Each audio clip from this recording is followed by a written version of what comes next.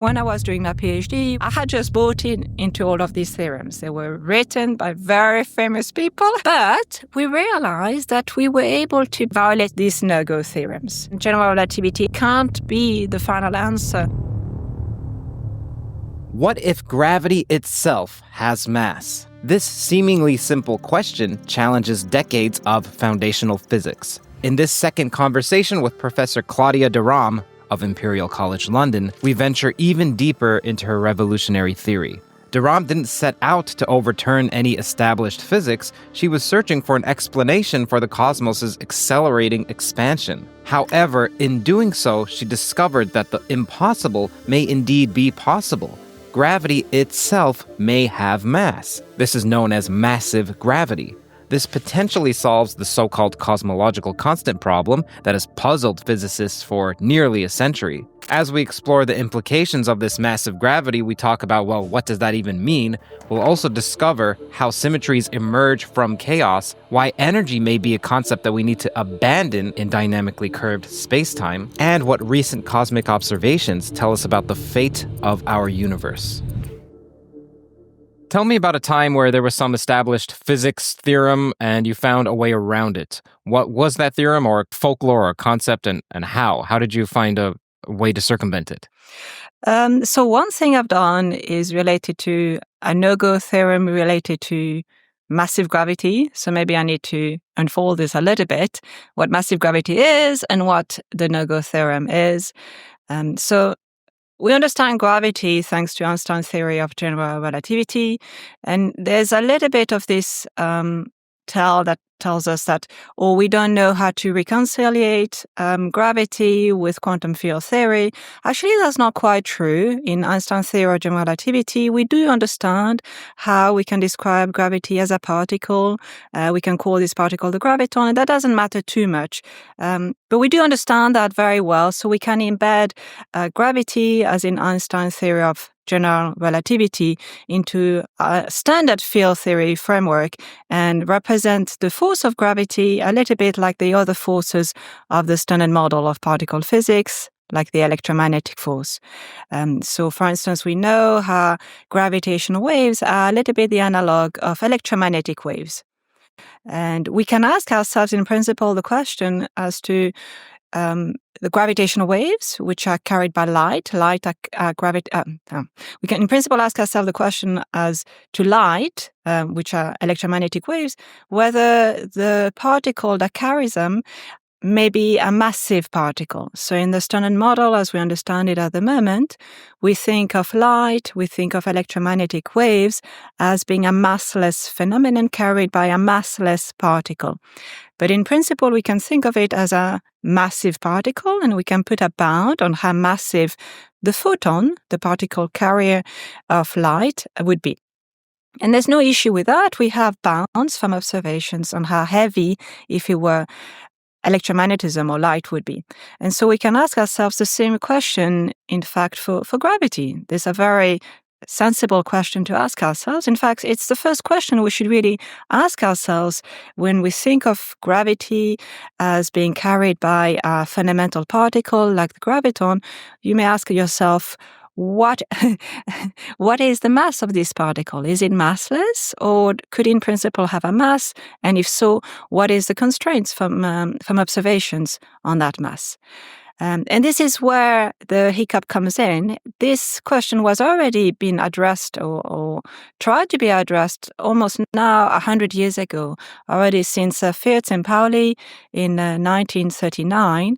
They already tried to establish whether it would be possible for the graviton, or a field that would behave like the graviton, to be a massive particle.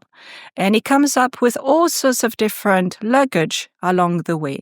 And they realized that it is, in principle, if you just wanted it to be completely independent, completely isolated from anything else.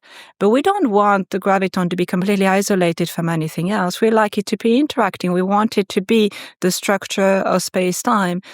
We like it to be realizing the reality in which we live in. And therefore, we can't just think of the graviton as being an isolated particle, not interacting with anything else.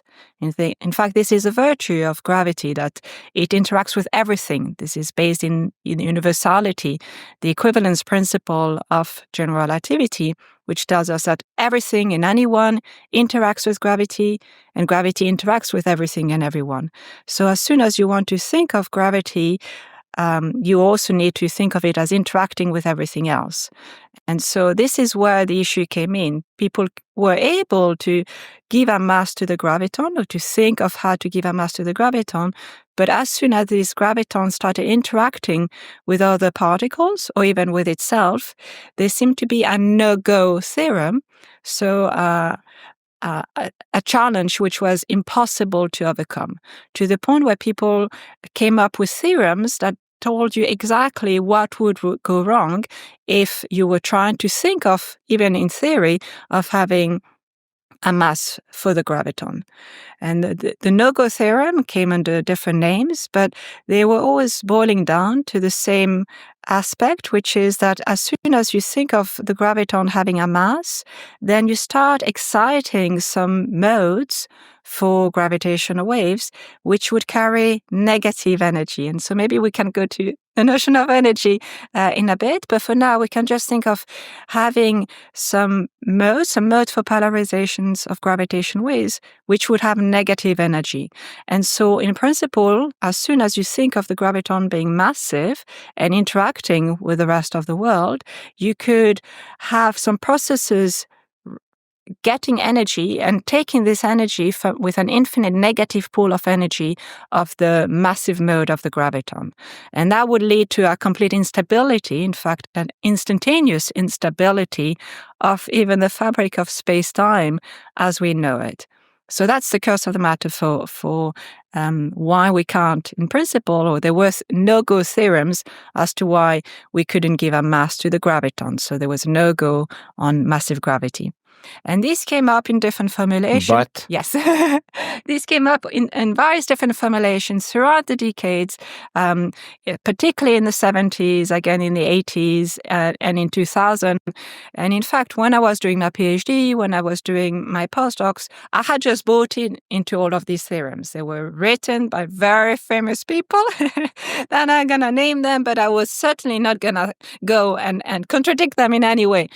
But we realized that we were able to build a model based originally from extra dimension, which in fact was violating these no-go theorems. So it was based on extra dimensions, and so that's why we thought we could get some leverage from that. But in fact, we could, in principle, just represent it from a four-dimensional point of view. And when we look at it from a four-dimensional point of view, we saw that the no-go theorems that should be there, that would tell us that something could go wrong, wasn't going wrong at the order that was predicted. So this really motivated to better understand what were the assumptions behind those no-go theorems and what were the real implications. And we realized that, in fact, it was way too quick. The assumptions were good, but the realization of those assumptions into no-go theorems were always using some shortcuts, which in fact could be overcome. And so there was many different realizations of those theorems in different languages, but we got the motivation to really look into each and every single one of them when we realized that, in fact, there was much more to it. And so then realizing that there was a way to bypass this no-go theorem, we then realized how to, in fact, completely formulate a theory of massive gravity, which was free from all of the pathologies that people thought should exist before that. So you weren't looking to evade the theorem initially or outwit the people who formulated it. What was it that motivated you then in that direction? What was the spark that let you think, okay, maybe grass is massive. Maybe gravity is massive.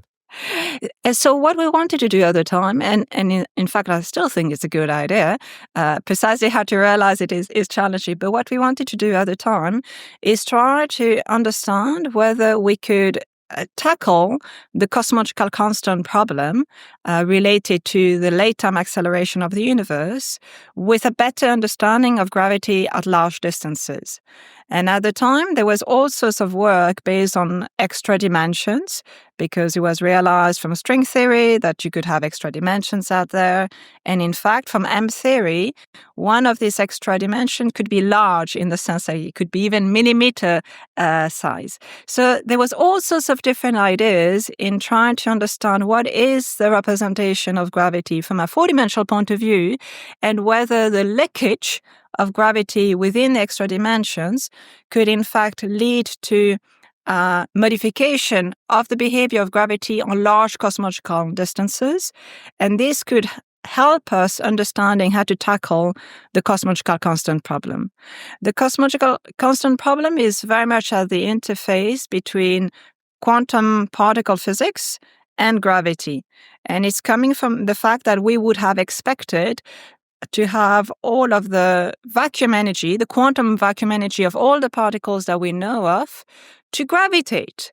And to gravitate with an amount that effectively the universe not only should be accelerating, but should be accelerating by many, many orders of magnitude larger as compared to what is being observed.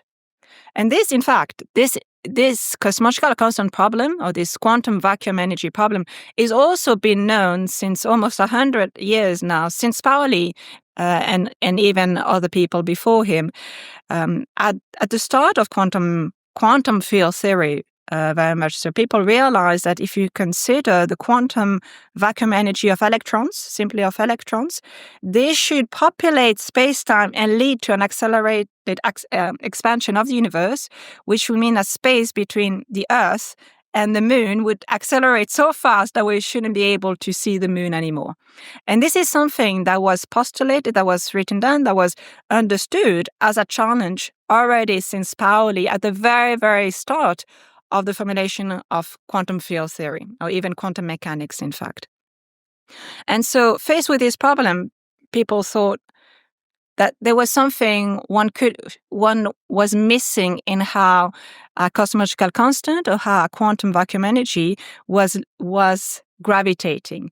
And maybe for a symmetry reason or another reason that evades us at the moment, really the universe is not accelerating. And so that was the lure actually for almost 80 years, until it was realized that the universe is accelerating. The universe is not flat, it is expanding, but this expansion is also accelerating. And this is really the challenge, because we would be happier if we would say, for a reason or another, I don't know what's happening, but there's no acceleration altogether. So all of this quantum vacuum energy, even though it should lead to an accelerated expansion of the universe, let's just forget about it. And there may be some other phenomenon coming in the game. The issue is very much when all of a sudden we realize that the expansion of the universe is accelerating, but by really just a ridiculously small amount. So what is it? Is this quantum vacuum energy leading to an acceleration of the universe? Or it's not, and then we need to add something else. But no formulation is perfect.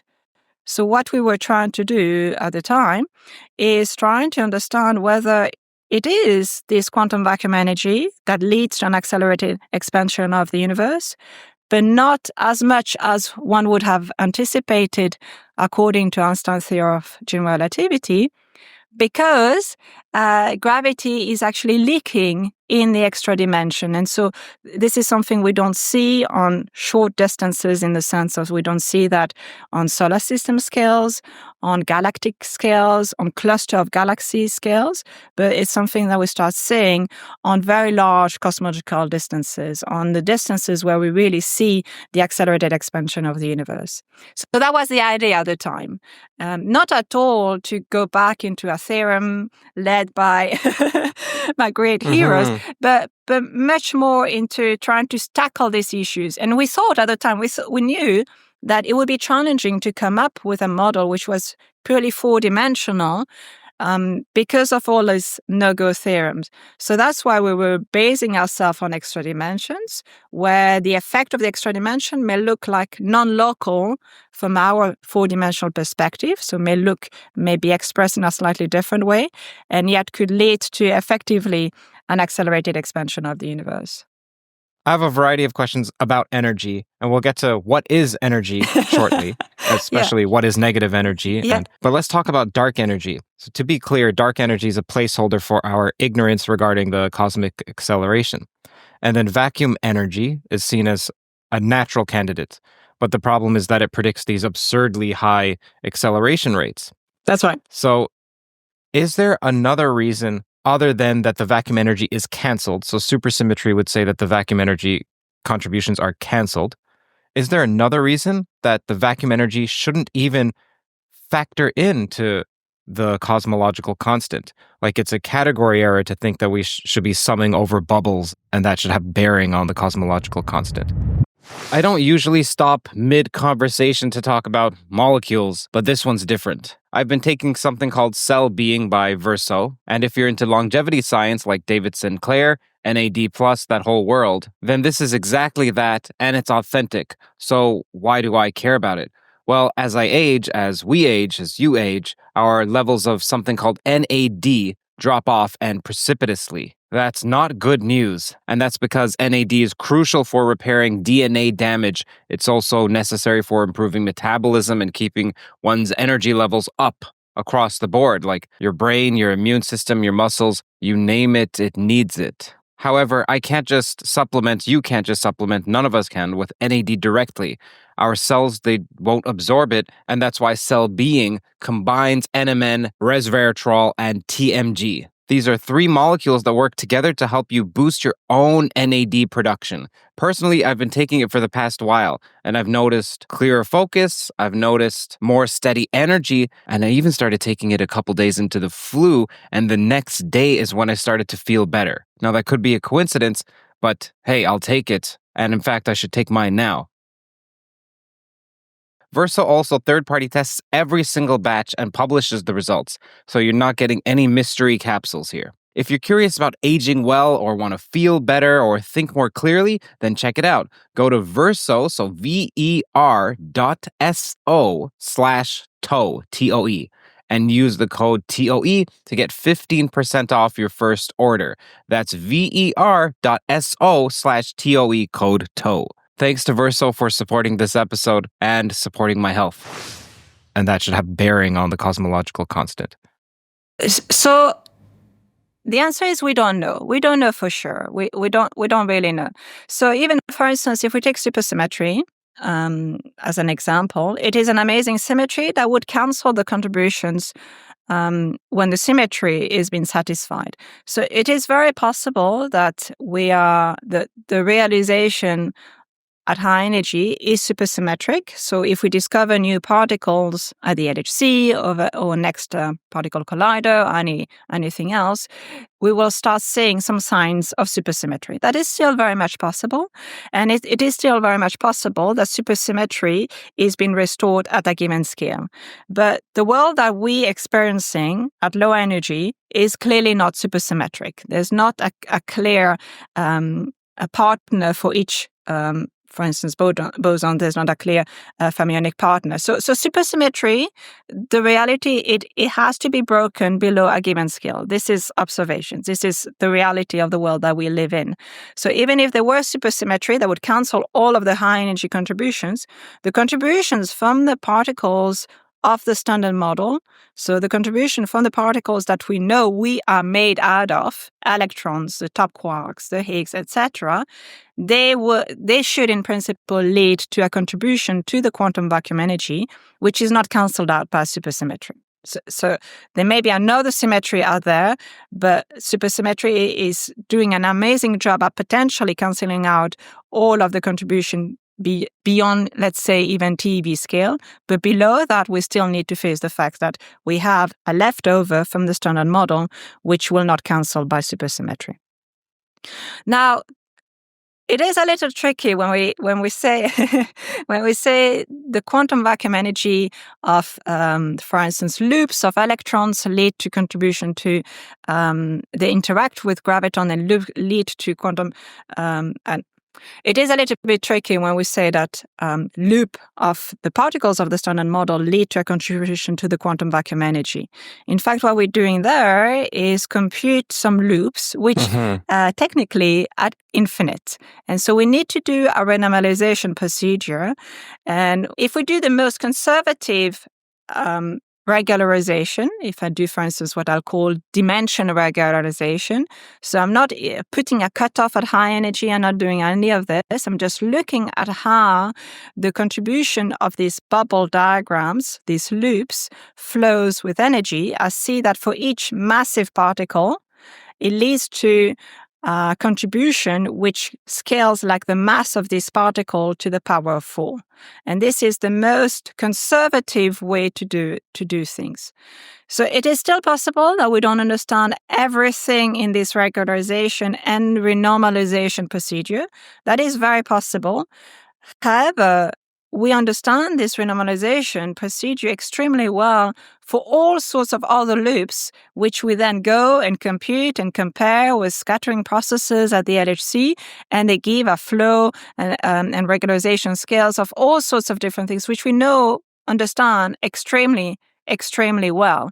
So it is a little bit puzzling to think that we know so well how to compute those things when gravity is not part of the game. And all of a sudden now all I do is I sandwich some graviton external legs. I don't need really to deal with quantum gravity in the sense of looking at an ultimate high energy completion of quantum gravity at or beyond the Planck scale. That's not at all what I'm doing.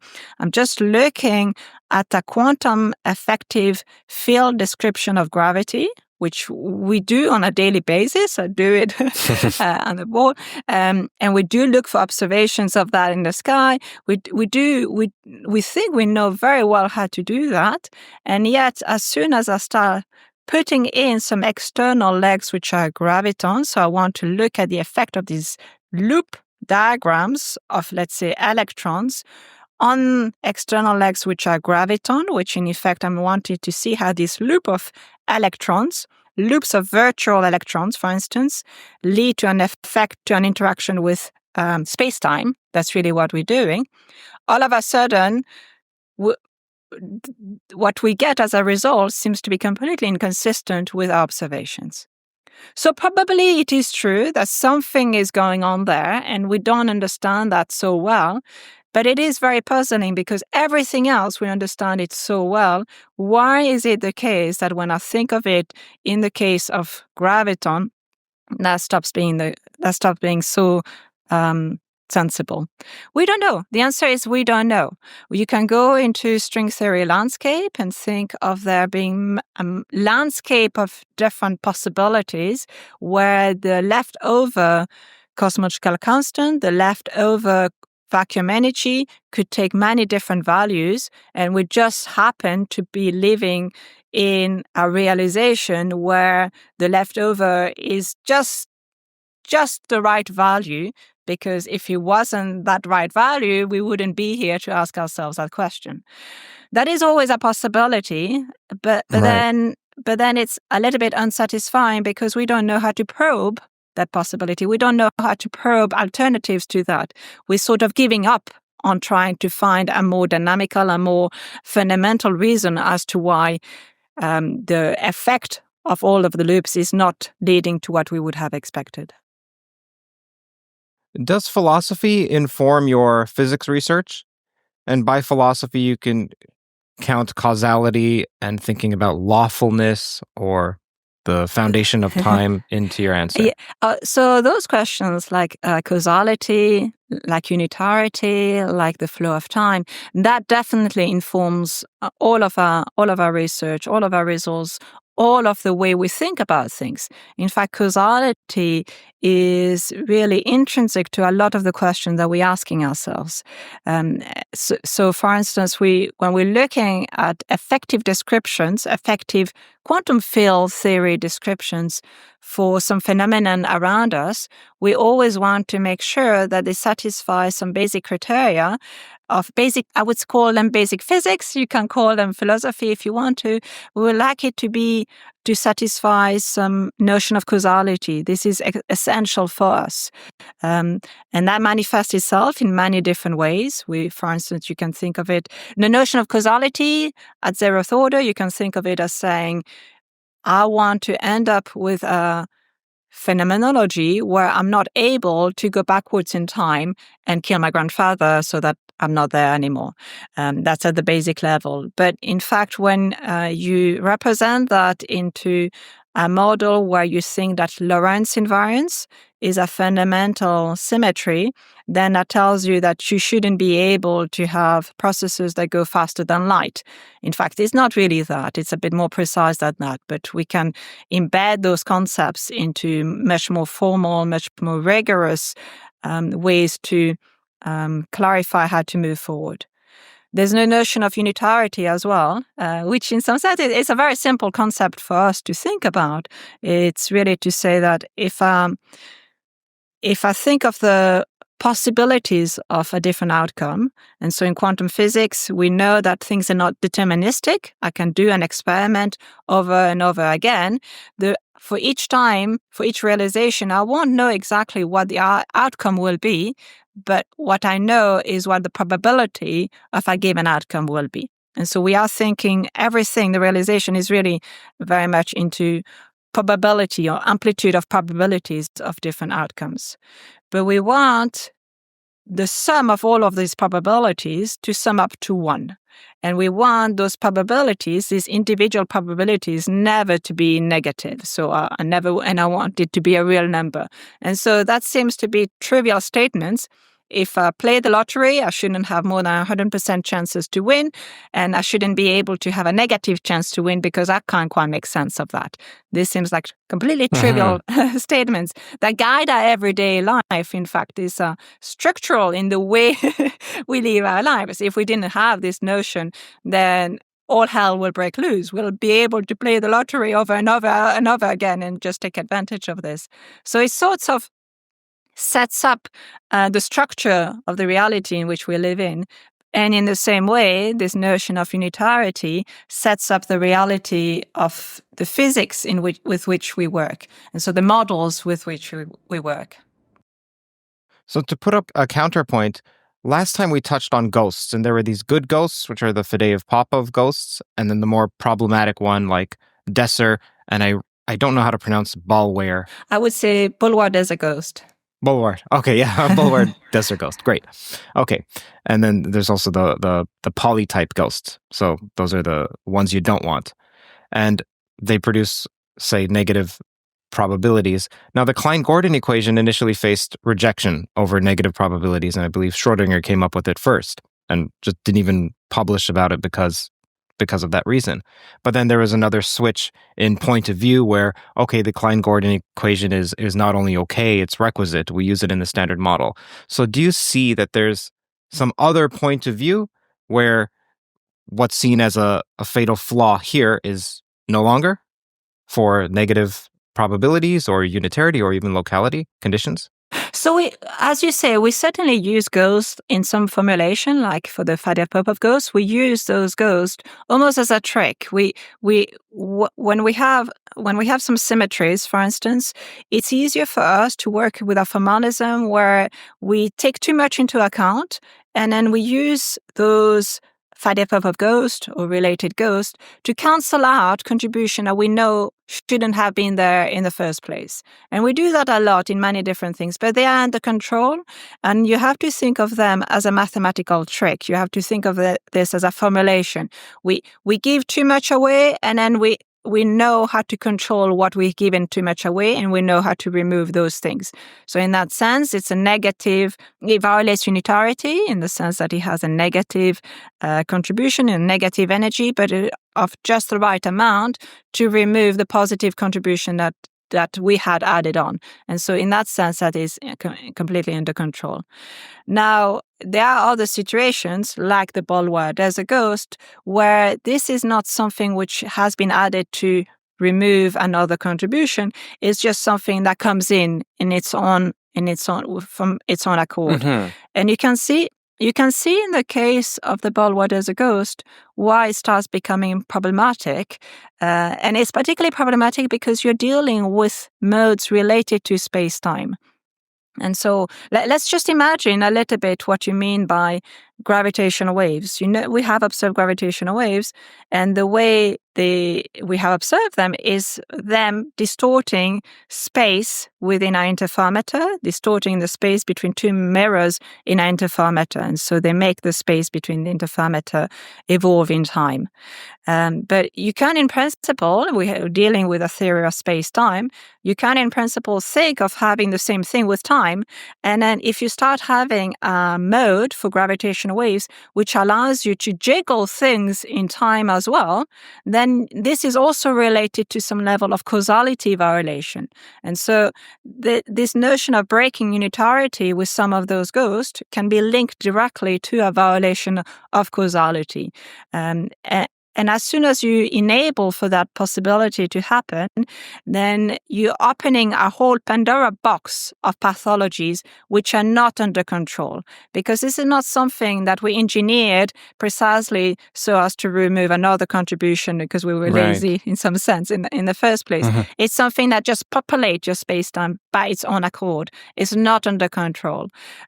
So you may think, well, does that have a raison d'être? Does it have its own way of thinking of it? You can, in some sense, from the formalism, yes, you can analyze it. It is a pathology, and as a scientist, you can analyze it. You can try to understand it. You can look at its structure, and it has a lot of interesting features in its own right. But at the same time, you know that this mode, it is a pathology. You can't have it in your space-time as a fully dynamical degree of freedom in its own right. That you can't have. And it is a little bit different as compared to saying that you have an instability. So, for instance, the Higgs potential is unstable within some range, and you may think that this instability may be the sign of a pathology, but that is in fact just a time evolution and is just a transitionary behavior from one point to another. And you can think, for instance, that the whole evolution of the universe is something that signals some level of instability because we are going into a different configuration. We are evolving in the evolution of the universe. They're not pathologies. They are just the reality, and we may not like that. It's never necessarily pleasant to be in an unstable configuration, but we can deal with it, and that may just be the reality. The issue with the ghost is that we know that tells us there's no vacuum. There's no ground zero around which we can think about our theories. And so we can't even start looking at the model into how to represent anything. As soon as you have this actual negative kinetic energy mode, a genuine degree of freedom who delivers energy when it moves, we know that there's no ground zero in which we can start thinking of our whole quantum field theory framework. So in that sense, we can't even start doing anything. So speaking of energy, what is energy? Especially in general relativity. What is gravitational energy? And what is this criteria or wish list that you would like a well-defined definition of energy to have, like locality or covariance or what have you? Yeah.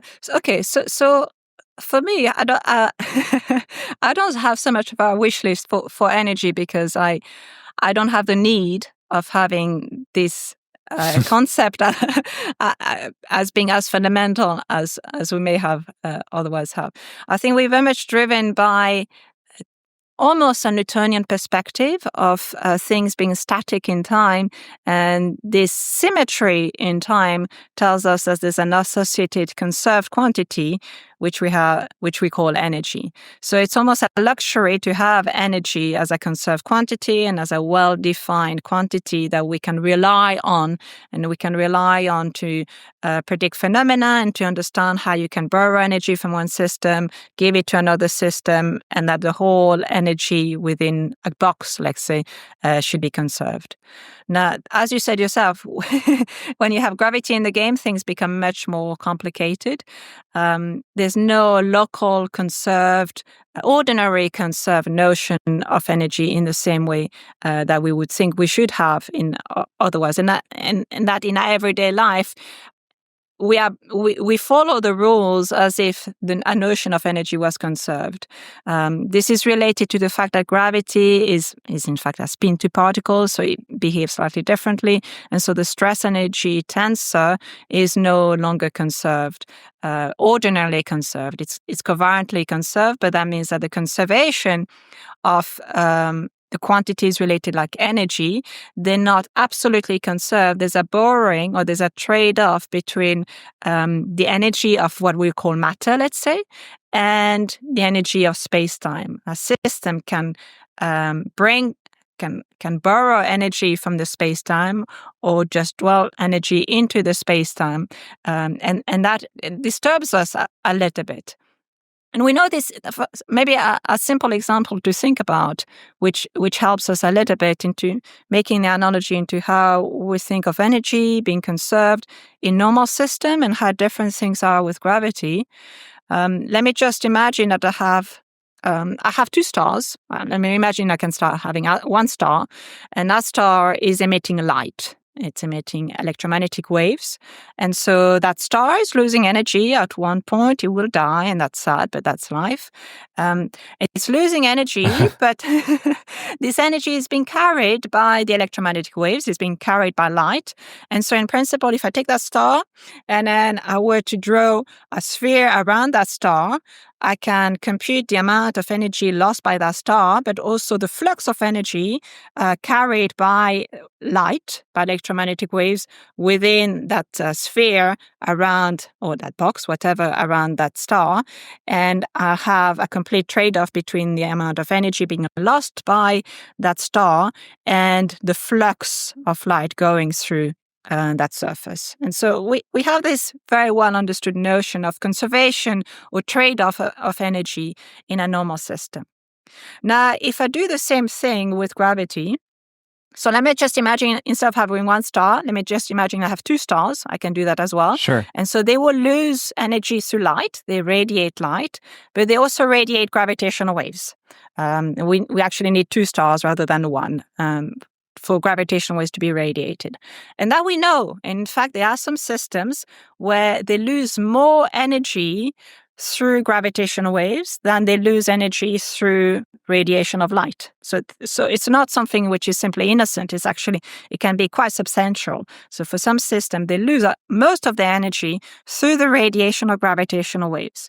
And you could, in principle, ask yourself if you could do the same thing. Let me just draw a sphere that encompass those two stars, and let me think of the energy lost by that system of two stars. So they're losing, they're losing the chemical energy. They're losing some energy inside each of the stars, but they're also losing some of their potential energy because they're getting closer and closer together through the radiation of gravitational waves.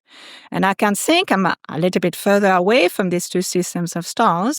I draw a sphere around them, and I compute the flux of gravitational waves through that surface and the flux of light through that surface. Yes. And that doesn't work in the same way. There's no such a notion of local, at a given finite distance away from these two stars, of energy which is conserved. For that system, I will really need to go to infinity. If it's asymptotically flat at infinity, if I recover flat spacetime at infinity, then I'll be able to finally define a whole notion of energy which will be conserved, but only because in flat spacetime space-time asymptotically. And only in that case am I able to define a local standard notion of energy.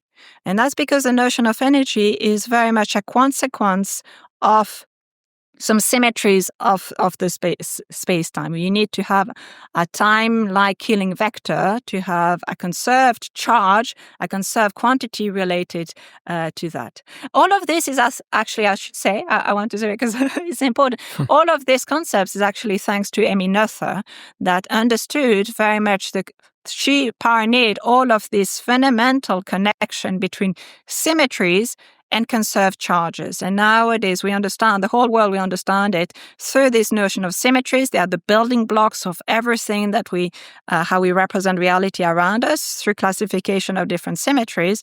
And those different symmetries come in with, as a consequence, with conserved charges. But only when we have what I'll call time translation invariance, or that flat space-time has, or something related to a time-like Killing vector. So this is the same thing, a symmetry in time, if you want. Then I can have the luxury as a present to have a conserved charge associated with it, which I can call the energy. But in a normal gravitational setup where I have curved space-time, this is not the case, and there's not going to be any local gauge invariant quantity which is unobservable, and that directly tells me that there's no such a thing as a local ordinary conserved notion of energy, even if I integrate it within a given volume. That doesn't happen. So for those two stars, you really need to go to infinity to define this notion of conserved energy, and that's if you're lucky and you're asymptotically flat. In the world in which we live in now... Mm-hmm. Right. How reasonable is that assumption? No, that's not... You can make it mathematically, you can make it theoretically, but the world we live in is not like that. We know we're living in an accelerating, expanding universe, something which I'll call is close to de Sitter, not Minkowski. It's a different topology, it's a different asymptotics. And so that we know there's not going to be such a thing as a conserved notion of energy. You know, for instance, that you can, in an accelerated expanding universe, just in an expanding universe, in fact, you can create out of the vacuum some physical particles. And so as time goes on, you have some particles being created, constantly being created. And you can think of this as being created with a finite amount of energy, which is borrowed from this bath, which is space-time. You can just borrow energy from space-time, which, if it's not flat, and if it's curved, as it would be the case in an accelerated expanding universe. That bothers us a little bit, but it doesn't mean that it's not right. It just means that the rules of the games are, in fact, quite different in the presence of gravity. And this ability, in fact, to actually take in energy from the vacuum. So we can still make traction in defining some quantities which are conserved ordinarily, and then, as you mentioned in your post as well. Actually, I have a popular article that I wrote on Substack called "What is Energy Actually?", which goes into technical detail into what general relativity conceptualizes as energy and why it's ill-defined. A link to that article will be in the description. I'm also recording a video version of that, so that link will be in the description as well.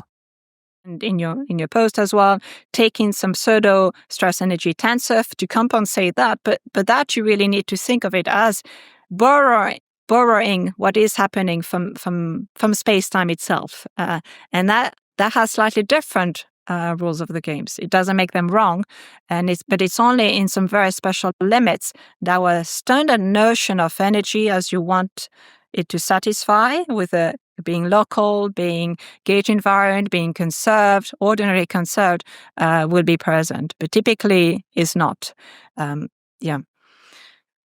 Perhaps this is one of the reasons why, for instance, holography, ADS-CFT, has become so popular, because you are living in ADS. Let's say the gravitational theory is in ADS, which is a curved space-time, but the boundary it has a boundary. So you can think of its gravity in a box, which has a boundary. And on the boundary of ADS, where actually the CFT is living, on the boundary of ADS, you have a time-like killing vector. So you have a symmetry associated with that along the time direction. And so then you have the luxury of having conserved quantity, which is energy related to this. So in the concept of holography, in ADS CFT correspondence, you have the CFT being described in flat space, and then themselves they have a notion of energy. Just like you have on the boundary of ADS, you have a time-like killing vector and a notion of conserved energy as you would want it in there. Now, if you wanted to do the same thing for not ADS CFT correspondence, not in the same holographic description. If you wanted to do it in de Sitter CFT correspondence, because we live in something which is close to de Sitter within the expanded accelerating universe, then in fact the boundary of de Sitter would not be a boundary which has a time-like killing vector. So you wouldn't have unitarity on that boundary, and you wouldn't have a conservation of energy on that boundary. So this is one of the reasons why it's actually quite the reality of the world we live in. The fact that the universe has an accelerated expansion is quite problematic for even defining the very notion of energy in a way that the normal tools that we would like to use will not work, and that's just at the level of defining what we mean by energy.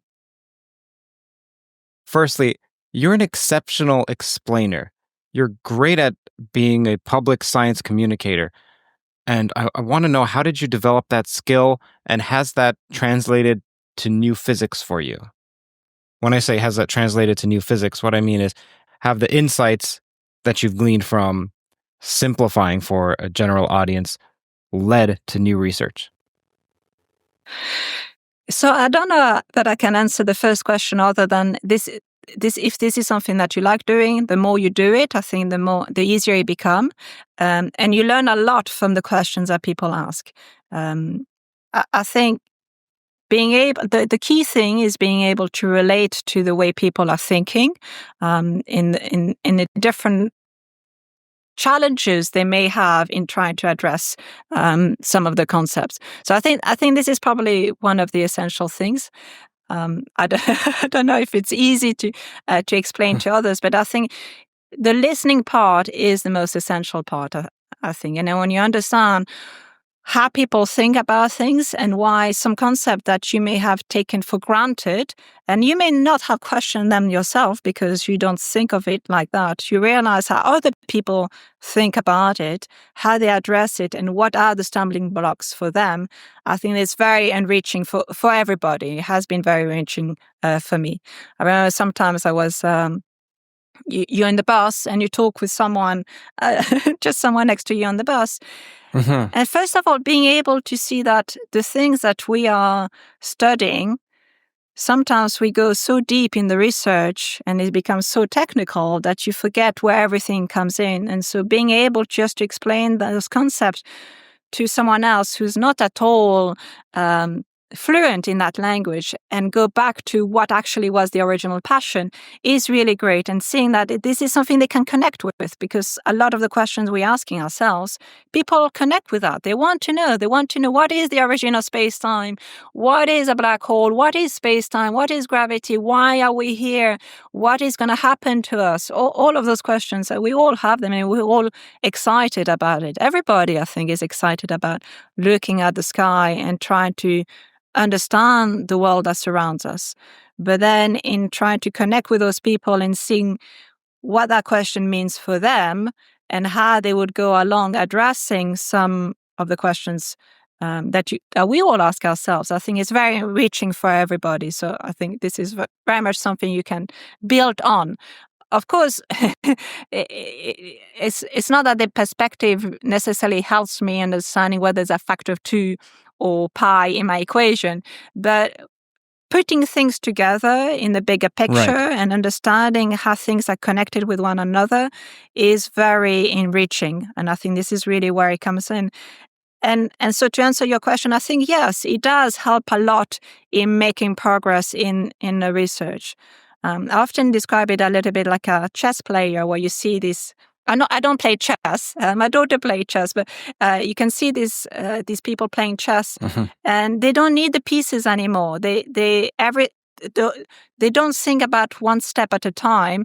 They think about the whole game as a whole. And so being able to embrace enough experience in understanding what is the long-term dynamics of a game, knowing how it has started and what are the different possibilities of outcome. I can think of this a little bit in physics as well, where the math and the logic and all of this formulation, they are the basis. But if you're able to gain enough intuition, you can extrapolate yourself from that and use much more your creativity to understand where things are going without needing to go sit down and do every single step along the way. You'll do that eventually, but to get the bigger picture, you start with having embraced all of this intuition, which is coming from all sorts of different people you spoke with in all sorts of different backgrounds. And then from that, you understand where things are going. What does it mean? What does it mean if I have two electrons scattering and I have an interaction with a graviton there? But also when I push that to higher energy and I include a contribution from other things, you have a bigger picture of what will happen. And from that, what it means. I think you want to understand what it means and how different things are connected with one another. And so I do think it does help, and it does help to gain some intuition. Just put aside a little bit all of the formulation if you can, and use your creativity to free yourself a little bit. And that's how you make progress. You need a bit of both, of course. You need to have built in from all of this formulation. You need to know how everything will fit in together at the end of the day. But you at some point, you also want to be able to look at the bigger picture. And so being able to talk with all sorts of different people does help a lot with being able to get the bigger picture. I should also state that you have a book called The Beauty of Falling, which will be on screen and the link will be in the description. So while we're on the subject of dark energy, there are the DESI results that hint that dark energy may be dynamical. What does that mean? And what do you make of it? And does it have any bearing on massive gravity? So it's really exciting. Any departure from a cosmological constant would be extremely exciting. Precisely what it means, I would say, is a little too early to tell. I think that there's a lot of signals which are sometimes below 3 sigma, which come and go. And so before it's actually very much there and has sufficient significance, it's going to be hard to tell whether it's going to survive or not. But it's true that it's going into more and more into this direction. So first of all, having some dynamical dark energy would be extremely exciting for many different reasons. Just the fact that it's not the vanilla model that one would have expected is telling you that there's some signs from new physics, and that is very much what we need. We need traction into something new that tells us where to go, where to look for more information on what is leading to the accelerated expansion of the universe. Anything which is dynamical is really fascinating because it tells us, it may uncover the reasoning as to why we have an accelerated expansion of the universe with precisely that amount of magnitude and not a little bit more or not a little bit less. If it is dynamical, then you can understand that much more dynamically. Having dynamical dark energy would tell you that there's actually other degrees of freedom out there. And so there may even be a particle, a field related to that. That would be really fascinating because it tells us that there's something else to discover there. So having dynamical dark energy, to me, would be really fascinating because it tells you that it's not just a cosmological constant, which is kind of boring, and we're stuck with that problem as to why it has that particular value. Having dynamical dark energy could tell us that it didn't always have this value. It's something that evolves in time, and so it gives us really different new clues to the problem. One thing, though, is that we call it dynamical dark energy. Really what it is an equation of state parameter which is not constant in time. This is based on the observations. But it could be due to many different things. It could either be that the actual source for the accelerated expansion of the universe evolves in time, or it could be that the dictionary between this source, between this dark energy or cosmological constant and its effect on the evolution of the universe is what evolves in time. And that would lead to, for instance, a modification of gravity. So if it's true that there is dynamical dark energy, what it tells us is that there's something new out there. Precisely where it is, if it's in the source, if it's in the gravitational side, if it's in between, that will have to be uncovered. What do you mean by the source? So the source would be dark energy itself, being not just a cosmological constant, but being something that evolves in time. So that's possibly the simplest possibility. This could be the simplest possibility, although you need to understand what this field is and why it evolves in time. Or what we know is that this is what we observe. And if we observe something that appears to be evolving in time, it could still be the case that we have a cosmological constant, but the effect of this cosmological constant on the evolution of the universe is what evolves in time. And so it's in the translation between what is present and its effect on the evolution of the universe. That's where the time dependence comes in. And if that were the case, then that would hint towards a model of modified gravity, where as time goes on, or when the scales involves change, then the effect of a particular source, for instance, a cosmological constant, is different, and so leads to a slightly different rate of acceleration of the universe. And that would really be so incredibly fascinating.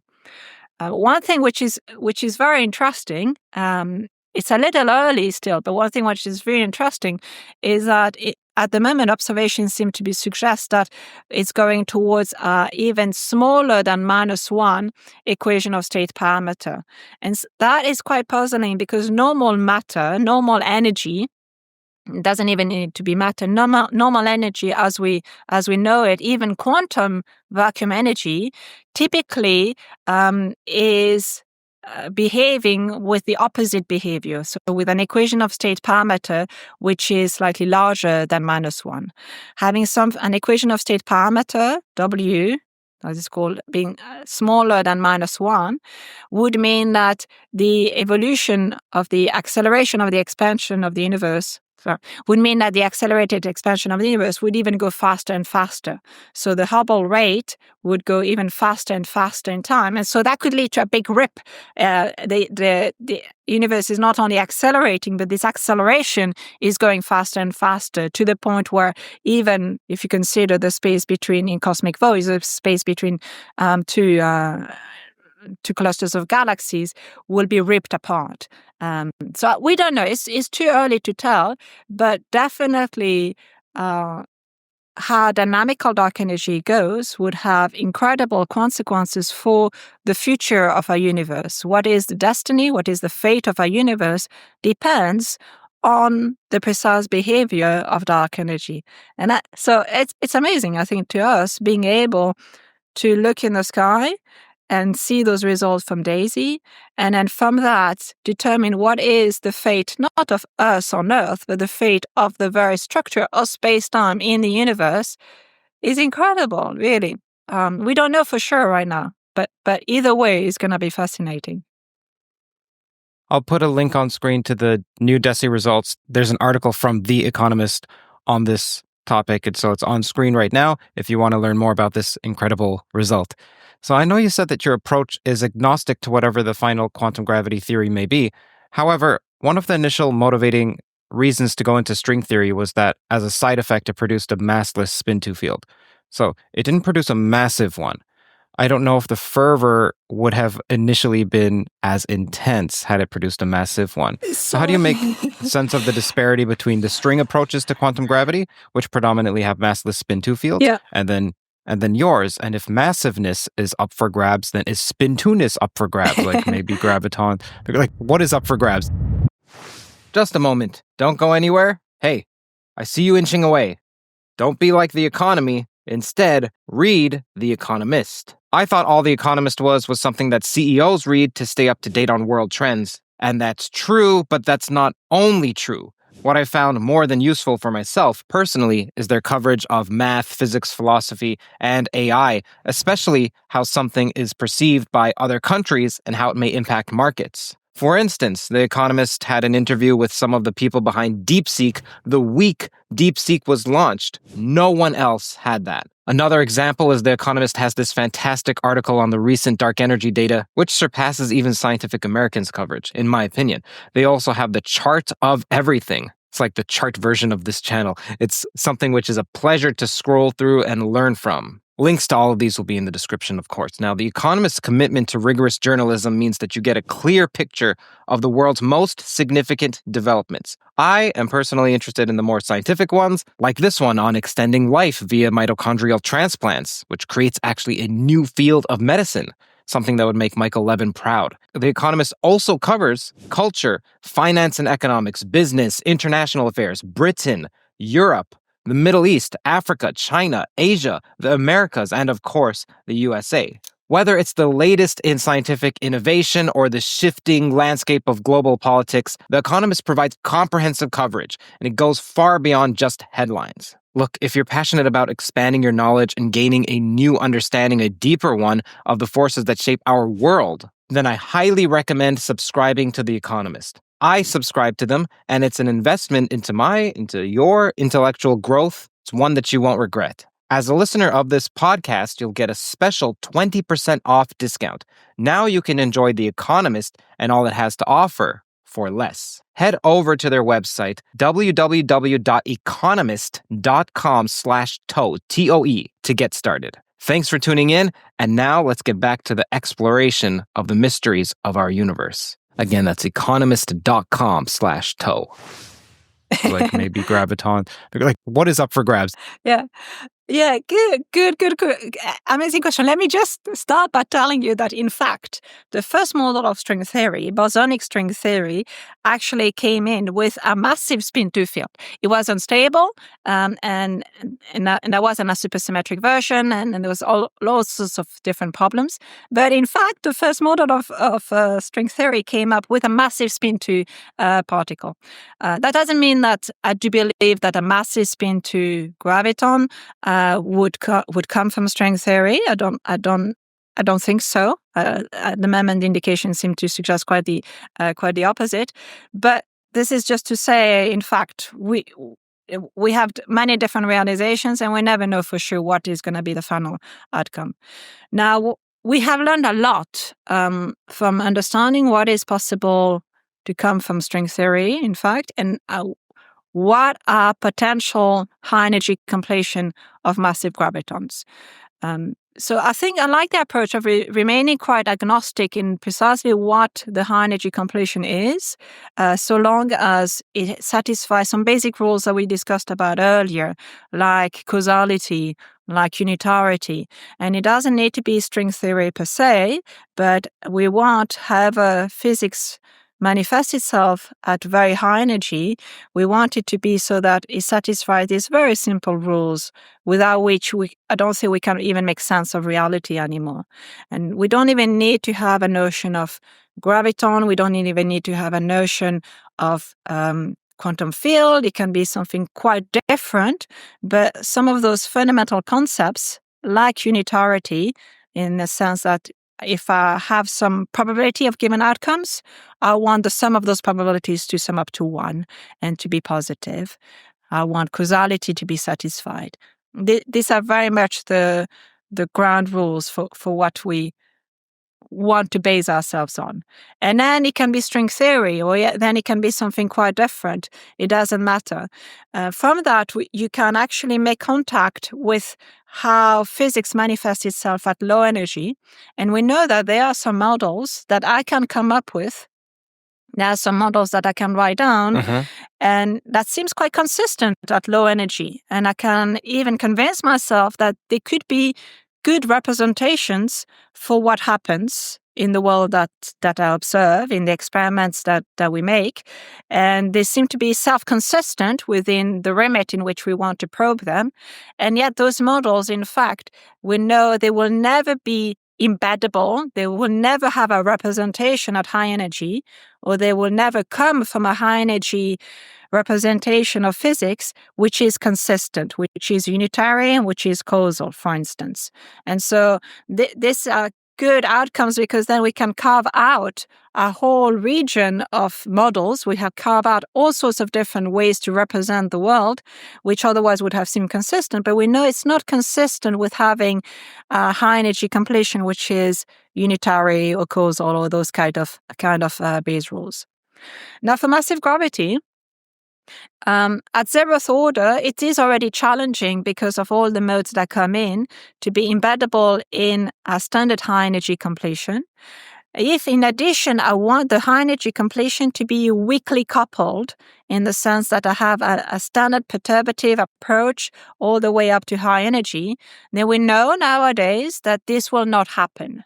Whether it is a disaster for massive gravity, some of my colleagues would say that's a disaster for string theory. But in the reality is that even in string theory, it's not the case that it necessarily needs to be weakly coupled.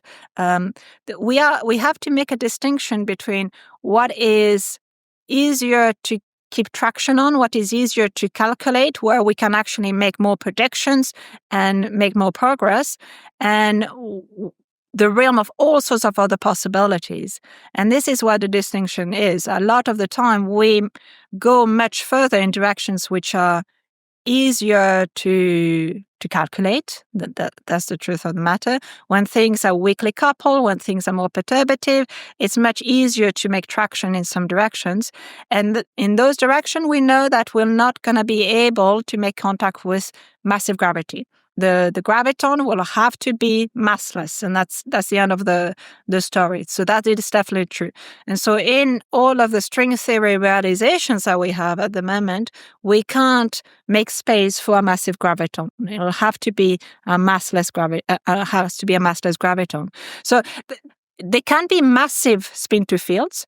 And in fact, we do believe in string theory there will be massive spin-to field, but there's never such a case where you have what we call a gap, a separation of scales between a small remit where you have massive spin-to fields, for instance, and a large gap and then nothing else, so that we can treat those massive spin-to fields as being a low energy effective description for the world in which we live in. It's always a continuum of states in between. So that is the nature of it. Does it mean that massive gravity is ruled out? Possibly, I don't know. It is in tension with the standard realization of string theory. That is definitely true. I would say, though, that better understanding how you can have a realization which builds on this strong coupling, which is very challenging to keep track of and very challenging to get predictable, observable from, is actually interesting in its own right. And I don't know whether this is going to be ultimately realized, but I still think that it is an interesting direction to study. And it is possible that ultimately, even for our standard completion of the world in which we live in, we're going to need to rely on a strongly coupled high energy completion. That may just be the reality. And in that, if that's the case, then it'll be much easier to understand how to make sense of it in sort of a toy model, as it is the case in massive gravity, as opposed to a fully fledged theory of quantum gravity. That is for the mass of the graviton. For the spin, so long as you follow a standard approach where you think of the spin, first of all, that's also a consequence of a symmetry, which is Lorentz invariance. So a lot of the things I'm thinking about, that people would be thinking about in string theory and in a lot of high energy completion, are still within the remit that Lorentz invariance is a fundamental symmetry. So the world in which we live in right now is not Lorentz invariant, but that's a spontaneous breaking. And if I were to zoom into very small region of space-time, you'd think that you recover this Lorentz invariance. And so if you have Lorentz invariance, you have all sorts of related quantities associated with it. And one of them, like the notion of mass, and another one is the notion of spin, which is discretized. And you can have a spin zero, like a scalar field. And in fact, there are, before general relativity, there were models for gravity which were based just on a scalar field, a spin zero graviton, if it were. Now we know this is completely incompatible with observation. You can't have gravity being just a spin zero particle. You wouldn't get gravitational waves, but you wouldn't even get the right behavior in the solar system. Okay, so we can't have that. A spin 1 particle that corresponds, in fact, to the photon. The photon is a spin 1 particle. It's massless. You can have massive spin 1 particles like the W and the Z bosons. We also know that the graviton cannot be a spin 1 particle. It has to be at least a spin 2 particle. So really the question is, could it be the case that the graviton is not a spin 2 particle, but it's a higher spin particle, and we're just seeing some subspace of the graviton, the spin 2 subspace of a higher spin particle? There are some models out there. There are some models out there with what it means to have a spin 3 particle and an even higher spin. In fact, it's quite challenging, we know, just to have a higher spin particle interacting just by itself without having an infinite tower of other higher spin particles being present as well, that we know. And in fact, string theory is just that. It is a spin 2 and a whole higher spin tower of other particles that come in along the way. That's what string theory is. So in that sense, part of string theory is having the spin 2 as one of the states, but a whole tower of higher spin. So we, in fact, embrace this spinness for grab in many of the models of quantum gravity. We know that we can't just stop at one given spin. The thing with spin 2 and higher spin is that as soon as you switch one on, as soon as you have a spin 2 particle, and I'm not talking about a mass here, just in gravity itself. As soon as you have a spin 2 particle, we know that its behavior as you go to higher and higher energy, it grows too fast with energy to be consistent at high energy. And so you actually need to have an infinite tower of higher spin states where when you resum everything together, that's what's taming down the high energy behavior of, here I'm talking about amplitudes of probabilities and things like that. But we know already if you take general relativity, you have the spin 2 particle, you're going to need at some point to have an infinite tower of higher spin states that come in to lower down a little bit the behavior of gravity at high energy. That's the only way to have sensible high energy completion of the theory. And that's why we know that general relativity in its own right can't be the final answer. We need to have along the way all sorts of other particles that will help taming down the behavior of just the single graviton at high energy. Are you working on a theory that gives mass to the photon? How much? What else are you trying to give mass to? In principle, you can give mass to anything you want. I am actually working in a theory. I can tell you one question I have is related. It's lots of questions that I have every day. There are these. Let's say swampland conjectures or landscape conjectures. One of them is called the weak gravity conjecture. The weak gravity conjecture tells us that we would think, for many different reasons, which are very well founded, that in fact gravity should be the weakest force there is. And we can think of this around a black hole. We can think of a black hole having a mass, but also having a charge with respect to not necessarily electromagnetism, but it could be an electric charge, but also another kind of charge. And so we would want to be able for the black hole to evaporate its charge faster than it evaporates its mass, because as it evaporates, we don't want it to become too charged and become a critical black hole, which would lead to a naked singularity. So this is a very, very simplified way to explain the weak gravity conjecture, in the sense that we would like to being able to evaporate into charge more rapidly than evaporate into the mass, if you want, or we would like the gravity to ultimately be the weakest force around.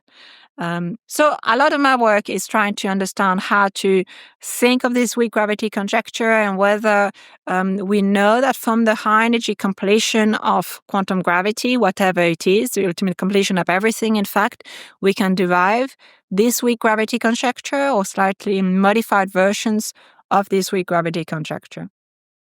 But something else I want to work about related to your question is the long gravity conjecture.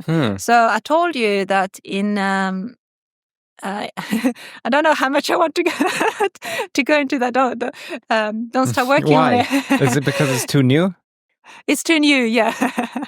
Now, let me just say, one question I have is if we know that one question I have is, if it were the case that the graviton could have a mass and the photon could have a mass in principle, I know that I can't embed that in a weakly coupled high energy completion. But let me allow for myself to have a strongly coupled high energy completion where some of the bounds that have been derived are not quite as rigid. So let me enable this possibility and think about whether it could be the case that the graviton could have a mass, in fact, the photon could have a mass. In fact, every particles have a mass. It may be just very, very small.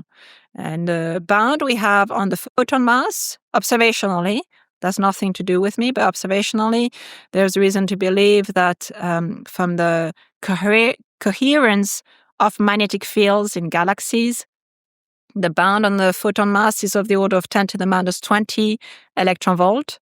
I should say, in fact, there's some very nice papers by some colleagues of mine, Giyad Vali and Lasha, who've gone through this analysis again, and I think they have some very nice results in showing that there's a little bit more leeway into that. Anyways, let me accept that in principle the photon could have a mass, and if that were the case, the bound is not so stringent. In fact, the bound is weaker as compared to the bound we have on the graviton mass just from observations.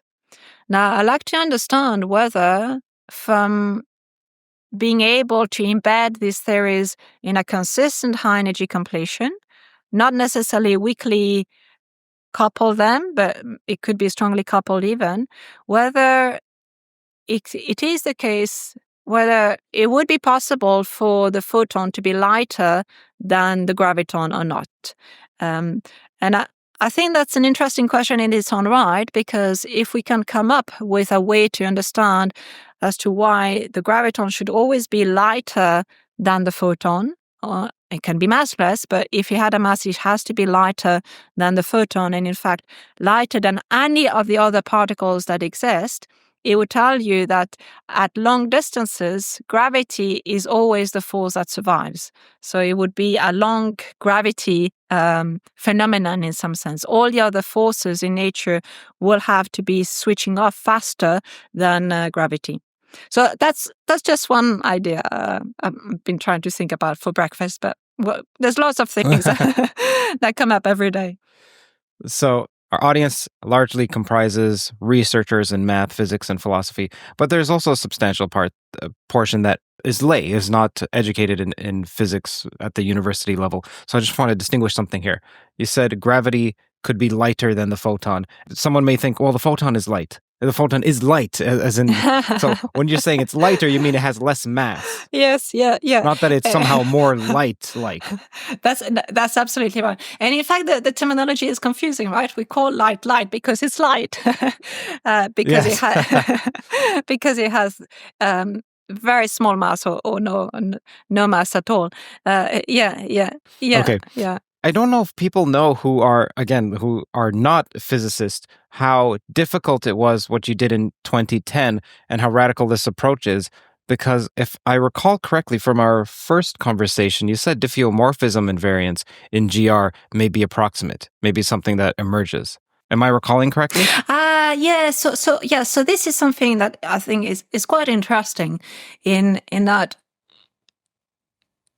if you take a textbook on general relativity, on Einstein's theory of gravity, or if you teach it, or even historically, it always seems to be the case that you have these pillars there. You have the equivalence principle.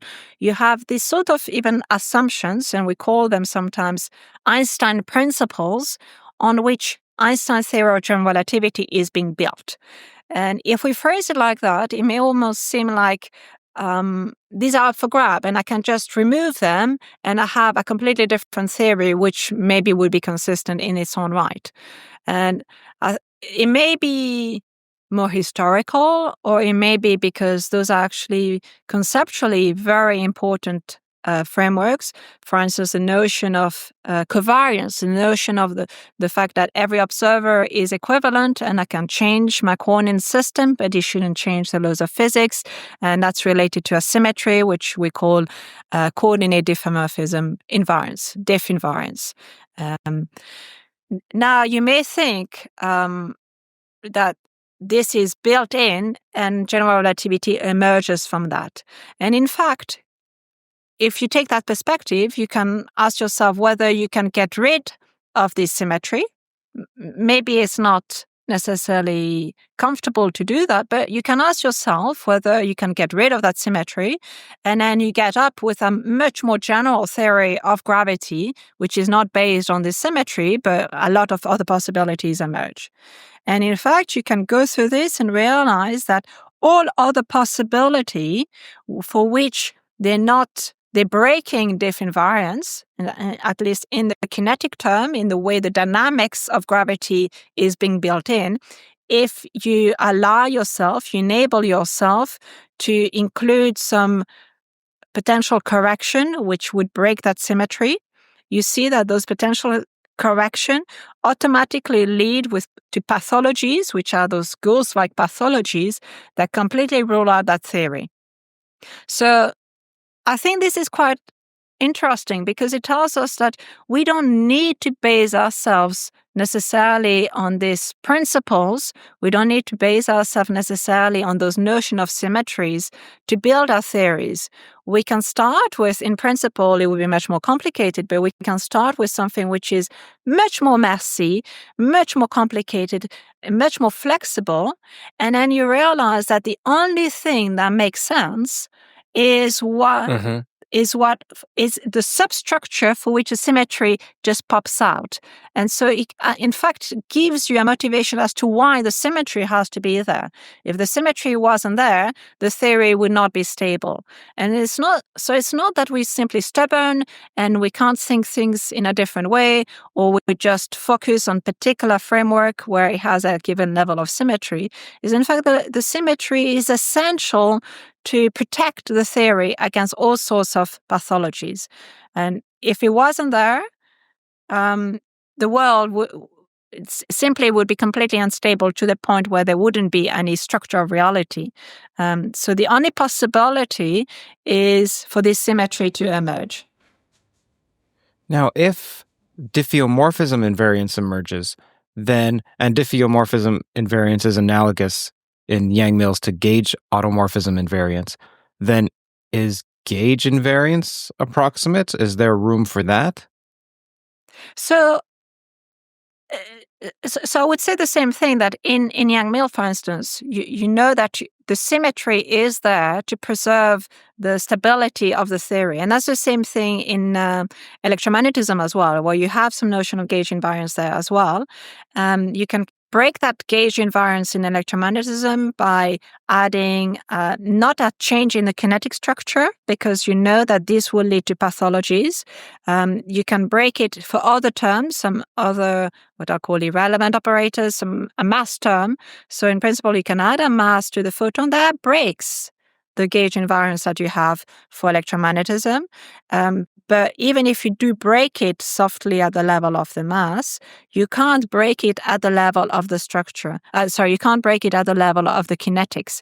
So even in models that consider the photon to be massive, the dynamics of the photon themselves through the Maxwell structure has to be preserved exactly in the way it is. And so even if you enable yourself in the same way to start with something which even softly break the gauge invariance in electromagnetism, you'll restore this gauge invariance by stability for the standard kinetics of the photon. So there's a conceptual clash between quantum theory's external and absolute time and then general relativity's dynamical space-time. You mentioned that massive gravity needs to be embedded in Q of t. So does constructing a quantum theory of massive gravity give you some clue about time? Like maybe it's due to the inherent scale introduced by the graviton mass. Do you have an answer to the problem of time? I don't have an answer to the problem of time, but it does give you a framework where indeed because you set up the scene much more clearly, or you are forced to set up some parts of the scene from the outset. It's a curse, but also it's an ability to work with those things from the beginning.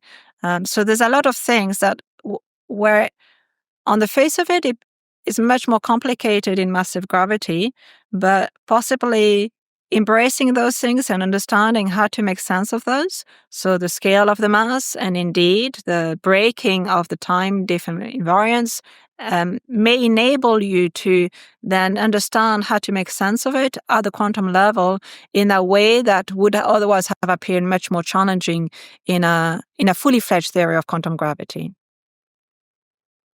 Einstein had a whole argument, HOLE argument, and that led him to say that I believe that maybe among some other factors, but that was one of the principal factors that led him to diffeomorphism invariance, because he wanted to retain determinism in GR.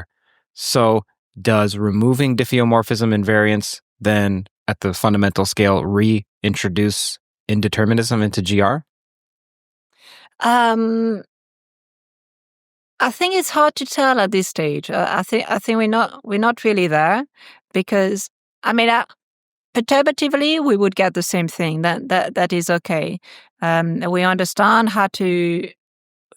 We can restore that symmetry if you want, and we can think of other degrees of freedom there that will restore that symmetry.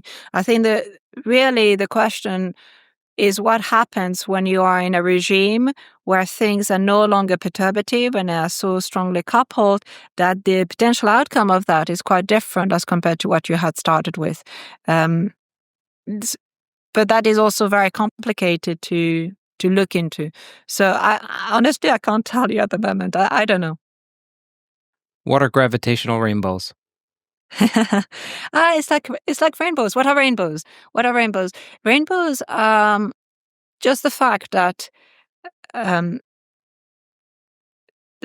light, as it travels through a medium, let's say through water, through glass, will be affected by the medium slightly differently depending on its frequency. And we understand that because as light goes through a medium, it will interact with whatever matter is in that medium in a way which is frequency dependent. So if the wavelength of the light, the color of the light is quite similar to the relevant scale in that medium, it will interact strongly with that, and it will be slowed down by matter, by the atoms in that medium. And if it's very high frequency, it will just zoom through completely unaffected. And so the speed of light in water is in fact dependent on its color. And because of that, as we shine light through water, through a droplet of water, when it just rains in the sky, we see that light comes out of this droplet of water in a way which is different depending on the different frequency or the different colors of light. So we see this pattern in the sky. Now you can do exactly the same thing for gravitational waves. Gravitational waves are traveling through the universe, and most of the universe we think is empty. But still, we think that most of the universe is filled with dark energy. That's what leads to the accelerated expansion of the universe. What is dark energy precisely? I don't know. And we know more or less how it interacts roughly with gravity, but we don't know precisely how it interacts with gravity in a frequency-dependent way at very, very low frequencies. So it's possible that as gravitational waves are just traveling through the universe, they are interacting with dark energy in a way which is frequency-dependent. And so if that's the case, we will see that gravitational waves with different colors or different frequencies will have been affected ever so slightly by dark energy or other things along the way in a way which depends in their colors. Of course, we're not going to look in the sky and see a beautiful rainbow in the same way as we see it for light, because we can't we can't see gravitational waves with our eyes. So it's not going to look so pretty just like that. But in principle, the same type of phenomena can happen. And so we know, for instance, that there's different systems that emit gravitational waves, and they do so within a range of frequencies. Now, the system that we have observed for the merging of black holes or neutron stars that we have observed so far, the gravitational waves emitted a relatively high frequency within that spectrum. And so they zoom through the universe completely unaffected by dark energy or anything else. But if we were looking at systems which are supermassive black holes starting their journey much further away, the frequency they emit to start with would be much lower, so more towards the red of the spectrum in comparison. And so they can start being much more affected by the medium of the universe, for instance, by dark energy. And then you could observe that the speed of very low frequency gravitational waves, we're talking very, very low, of the order of 10 to the minus 30 electron volt, so 10 or so orders of magnitude below what we have observed so far. But potentially, we can observe that those would propagate at a speed ever so slightly smaller than those of very high frequency. And so that would distort the signal that we observe. That would be a gravitational rainbow. Whether they exist or not, I don't know. That depends a little bit on what dark energy is. It depends how gravity interacts with dark energy. It depends on lots of different things. But it is something that we should keep our mind open for, because this is a way to distinguish between different models. This is a new way to observe the universe. It's a new way to interrogate our environment and ask ourselves, is this happening or not? Suppose we could do a double slit experiment in ideal conditions with gravitons. Would we expect an interference pattern? Yeah, so we are dealing with gravitational waves. So yes, in principle, you would expect the same thing for gravitational waves as you do for light. They are waves, so you would expect that. So is there something different about gravity that acts as an observation or measurement in the measurement problem sense? So one thing which is one thing which is different with gravity as compared to the other things is the fact that it's so weak. The strength of gravity is making it quite unique, and it's possibly the reason why we actually can be here and ask ourselves that question. But gravity is much weaker as a force as compared to everything else. So this has a direct impact in our ability to, in fact, detect the fundamental particle of gravity in the same way as we have been able to detect the fundamental particle of light. We know how to make sense of a single electron. We know how to make sense of a single photon. We can do experiments with that, and we can look at the effect of a single photon. That we can do. But for gravity, because it's so weak, the effect of gravitational waves is already the way we observe on Earth. They've been so weak. Just think of we just observing gravitational waves. We see light all the time. We're sensitive to light, and it drops energy in a retina. We can see light all the time. We interact with it quite strongly in some sense. With gravity, we interact with it very, very weakly. And so it's only when we have a coherent state of so many gravitons all together that the effect is sufficiently large to being able to observe a gravitational wave passing through. Now, if you were just to think of the effect of a single graviton in the same way as you think of the effect of a single photon, it's not only challenging at the moment to observe a single graviton with interferometers, that would go below Heisenberg uncertainty principle. So you can ask yourself, if I have a single graviton going through our interferometers, a single one of those with a given momentum, which is associated with the length of the interferometer, will lead to a displacement of space, or an effective displacement of the mirrors in an interferometer, which is too small to be observable. It's not just a technical engineering challenge, it goes below Heisenberg uncertainty principle. So that is quite different as compared to everything else that we know. So we know that to prove the quantum nature of gravity observationally is going to be challenging. So there's one side of that. But then there's another side, which makes it even more problematic, is that if you try really to probe gravity in a way which becomes stronger and stronger, you have this sort of protection mechanism where it creates a black hole.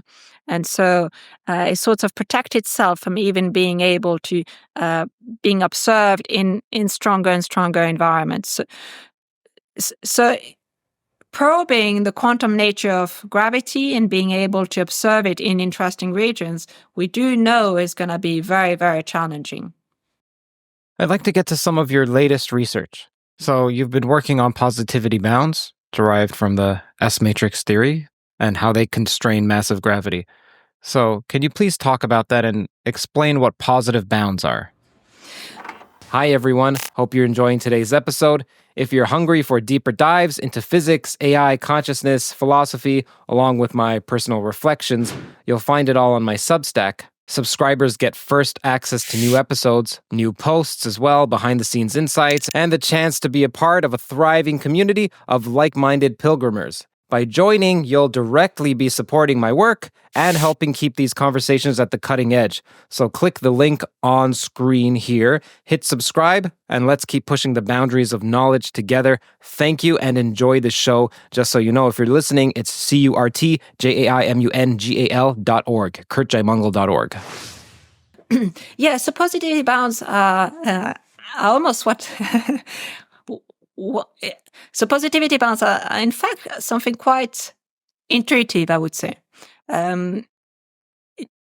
If you think of having ultimate high energy completion of whatever it is, I don't know exactly what physics looks like at high energy. I may not have any fields there to describe reality. I may need to use a different tool. I may need to use strings. I may need to use something else yet I haven't even thought about. I don't know, but it doesn't matter too much, because what I'm thinking about is amplitude of probabilities of given outcomes. And I don't really need to understand what are the fundamental blocks of nature at very high energy. But what I do know is when I make a link between high energy and I go down to lower and lower energy, I can sum up probabilities. And so, for instance, if I am at low energy and I take two electrons, let's say I take two particles and I scatter them together at a given energy, they're gonna interact and lots of different things can happen. And what can happen depends a little bit on all of high energy physics.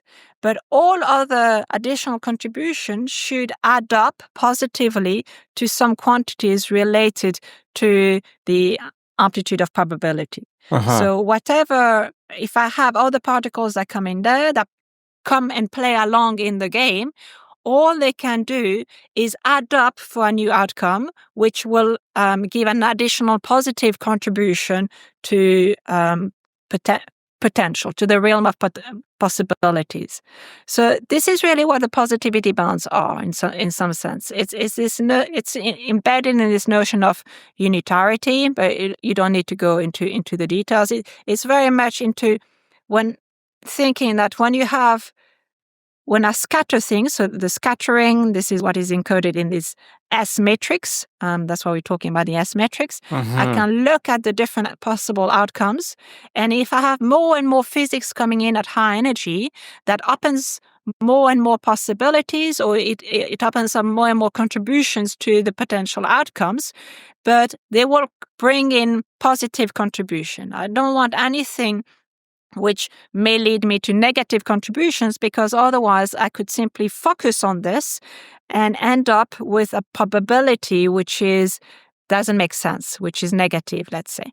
So these are what the positivity bounds are. Conceptually, you can think they're quite simple. They're quite simple to understand, that things should add up constructively and positively. Of course, it's a bit more mathematical than that. What I'm saying is a little bit simplified. It's not entirely correct, I should say, but it's just to give you the gist of it, a little bit of the taste of it.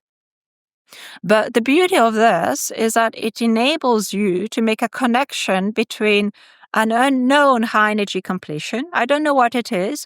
All I know is possibilities, contribution to an amplitude of probability at high energy, and then some potential outcome at low energy, and some realization, some models at low energy. And so I can, from that, have a model at low energy, which I'll call it an effective description. It's an effective quantum field description for the world at low energy. For instance, the standard model of particle physics, I can think of it as a low-energy, effective quantum field theory. It's valid up to a given energy scale. And even general relativity, I can think of it as an effective quantum field description. It's a quantum field theory, but an effective one, which makes sense. It makes complete sense. It's consistent. Everything goes well. There's absolutely no problem up to a given energy scale. And it's only when I start looking at things at a high energy scale, and I can think of doing scattering processes that involves gravity, when I start doing this at energy scales which are comparable to the Planck scale, then I start producing black holes and all sorts of funny things happen. And if I were just to take general relativity with nothing else at high energy, I would seem to break this outcome of unitarity, break this notion that the probability should sum up to 1. So this is really the issue, and this is why we know that something else has to come up to compensate for that. But now I can just take effective descriptions at low energy, the quantum field theories, and just consider amplitudes of probability at low energy and ask myself whether their behavior as a function of energy and different parameters which are related to some extent to energy is consistent with what I would have expected had it come from a consistent high energy theory. And so, as I mentioned before, for some of those models, we already know that they will not be consistent. An interesting thing is that sometimes you can look at it at low energy and nothing wrong seemed to happen. In principle, there could be an okay description. As an effective perturbative quantum field theory, they may be consistent, but then we know that, in fact, they're never going to be linked. To link them to a high energy completion, something bad has to happen somewhere along the way. There needs to be some negative contribution somewhere along the way, and that can't happen. Otherwise, we could just focus on this negative contribution and everything will be unstable, everything will be bad. So now you can do that for all sorts of theories that you have out there, including for massive gravity. Now, for massive gravity, there's a very nice paper actually by Chang and Raman from 2015 or 2016, maybe it was 2016. It's called Positive Signs in Massive Gravity. So massive gravity comes up with different parameters for interactions. There's different parameters that come in. And then they show that there's an island of possibility among this parameter space where those positivity bounds are satisfied. So for the theory to be consistent and to be embeddable with a high energy completion, you need to be within a region of parameter space. And that was quite nice because before, In fact, we anticipated that there would be no region of parameter space where it would ever be embeddable in a standard high energy completion, and you always needed something which is quite different. So even the possibility for this to happen is quite interesting in its own right. And then there's been a series of other papers since then that show that if you make further assumption and you push those bounds further and further, in particular, if you make some assumption which are stronger based on weakly coupled high energy completion, then you can't have the theory being massive gravity being embeddable in a standard high energy completion. So that we know. So for massive gravity to have a high energy completion, it can't be just a weakly coupled, more, let me say, perturbative approach. I have something more in mind when I say that, but it can't be just a weakly coupled high energy completion. It will have to be something quite different, which may be interesting, but makes it also quite challenging. So this is the statue of that. But in fact, just exploring those possibilities has enabled us to understand a whole other realm of different theories and how and when they can be potentially embeddable in a high energy completion. So one route of this is to explore much more deeply what the consequences of having more strongly coupled high energy completion would be. I think, to my mind, this is really very interesting, but it's also very challenging. So what we know is that you have to redress some of the coupling constant that come in the situation, and the rules of the games become quite different, but also very challenging to keep track of. So very little progress has been made in those directions for massive gravity. For other things, a lot of progress have been made, but not for massive gravity. But another completely different directions is simply to use those positivity bounds, not for massive gravity, but all sorts of different effective descriptions that we have out there. And for instance, for particle physics, we understand now that we have the standard model of particle physics that includes the Higgs. But if you were to ask the community 10 years ago, even 13 years ago, they would have told you that one would have hoped to observe something beyond the standard model, which is based on particular models coming from high energy realization. So either some signs of supersymmetry or some particular models that would have come in.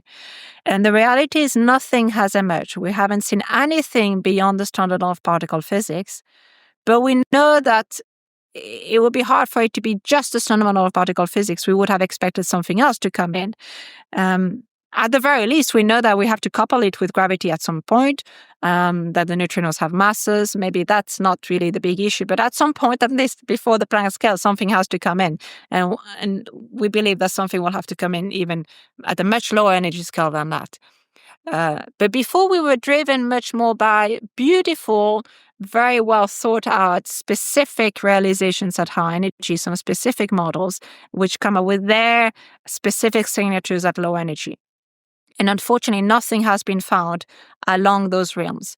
So nowadays, quite a different approach has been taken, where people are looking at what we call the SMEFT, the standard model effective field theory, where instead of looking for specific model-dependent signatures, they're looking for all possibilities. So they parameterize the corrections that you can have beyond the standard model of particle physics. It's the SMEFT. So you're looking at corrections which will become more and more important at high energy that go beyond the standard model of particle physics. But there's thousands of those. And so those positivity bounds can enable us to see where in this big region of parameter space you can be connected with a sensible high energy completion and which regions you are not. And so that allows us to make tractions and focus in sensible regions in parameter space for physics beyond the standard model without being focused on specific model dependent, only focusing on a consistent high energy completion. And this consistency is just a notion of causality and unitarity. When people hear the terms high energy realization, UV completion, high energy completion, are those all synonyms? And then what would be a synonym for the viewer or listener so that they can understand it more? Is it final theory? Is it a more final theory? Like, what does that mean? So it means slightly different things depending on the context. For this discussion, when I talk about high energy completion, I really mean something that in principle could be probed at infinitely high energy. You know that general relativity is an extremely good description of the world we live in up to some given energy scale. But we know that if I were to probe Einstein's theory of general relativity at too high energy, things go wrong. It's no longer consistent. It's no longer consistent as a quantum field theory. And so some new physics has to come in. It could be that there's never really going to be a finite end of the story. It could be that we understand what is the next layer of physics beyond general relativity. We have, let's say, string theory, and then things go on, and then we realize there's something beyond that, and there's something beyond that, etc. But what we want to know is what, at the very least, what happens within a consistent quantum theory of gravity at energy scales beyond the Planck scale. But in some sense, it doesn't matter too much whether it's the final word or whether it continues like a fractal realization, because all we're asking ourselves is for physics, however it manifests itself, to be consistent, in the sense that we want causality there, and we want some notion of unitarity. The probabilities sum up to one. And so it doesn't matter if it's an infinity of models that we need to go deeper and deeper and deeper, or if it stops and we'll get to a point where we understood everything and that's it. It's string theory, everything stops there, and we have all the tools at our disposal to compute anything you want. I don't know. Probably I will never know within my lifetime, and probably the next generation will also find it quite challenging to know. And that's why we don't want to be too committed into there being a finiteness in our knowledge, or whether we're going to keep pursuing our knowledge to deeper and deeper levels to get more and more precise into what makes the structure of reality. It doesn't matter. All that matters is that we know that what we have access to right now is not the final story, and there have to be something else out there for which we don't have direct contact with at the moment, because we don't have the tools to fully describe what's going on there. Now, the last time we spoke, you discussed longitudinal modes in the context of Weinstein screening, if I'm not mistaken, and how that overcomes the VDVZ issue. So does the presence of this mode in massive gravity leave imprints on the CMB that are different than standard cosmology? That's an excellent question, and the answer is probably, although we don't know. We don't know yet. So what is quite likely is that the presence of this mode means that depending on the scale you're looking at, you change ever so slightly how easy or challenging it is for structures to form. So for you, the structure we see in a universe, the clusters of galaxies and the filament of dark matter, they got seeded by original quantum fluctuations in the very beginning of the universe, and then there's been gravitational collapse around them, and things being patched around those seeds and those structure. But if you change ever so slightly the strength of gravity because of this longitudinal mode, that will affect the spectrum of those structures. And it affects it ever so slightly differently depending on the size of the structure, and depending as well on when they got formed in the evolution of the universe, whether it was early on or later on. So we would expect a slightly different realization of this. And in fact, there's some very nice work by Mark Wyman and Justin Curry, where they look at the different ways structure get formed depending on how strongly this longitudinal mode start kicking in through the history of our universe. Now, for the CMB, one would think that at the time of the imprint on the CMB, this is coming from quantum fluctuations at the very beginning of the universe. The energy scales involved at that time are so high that the longitudinal mode would be completely screened because we're dealing with very high energy scale. So that probably is not where one would expect to see the best signatures for the longitudinal mode, but really being able to come up with a precise calculation requires us to being able to follow the whole evolution of the universe in a theory of massive gravity, which is very challenging. But there's been some other work being done where just from the fact that not only you have a longitudinal mode, but just the standard tensor mode, the standard what you call gravitational waves are massive, that would change the spectrum of gravitational waves fluctuations at the beginning of the universe. And if we did observe primordial gravitational waves, which could be imprinted on the cosmic microwave background through polarization of the CMB, this would come in with a particular spectrum, which depends on the L, it depends on the angular momentum and the angular distance, it depends on the frequency if you want, and that will be affected by the scale, the mass of the graviton. In particular, if you observe primordial gravitational waves, so for instance, if you observe a polarization in the cosmic microwave background that you can trace down directly to primordial gravitational waves, as opposed to anything else like dust along the way or anything else. And if those came in at very, very low, very large distances, let's say very, very large angular distances, then that would tell you that the graviton has to be effectively massless at the time of emission, and therefore that could put a constraint on the graviton mass. So the spectrum of the polarization of the CMB may enable us to put some constraints on the graviton mass. And there's some very nice papers being done in there that focus just on the effect of the mass on the standard tensor mode of gravitational waves. What about the spectrum of Hawking radiation or the temperature? Is there any introduction of decays into massive gravitons? Yeah, so that's an excellent question. In principle, you can start looking at those things. In fact, yes, it's a very nice paper by Rachel Rosen, which has looked at the effect of the thermodynamics of the massive graviton and the correction. So the reality is, what happens is that you introduce a new scale, which is the graviton mass, in the spectrum. And so she has followed through the differences that comes in the thermodynamics laws in a theory of massive gravity. In fact, in normal processes, the mass is so small as compared to the other scales involved, it makes a very little difference.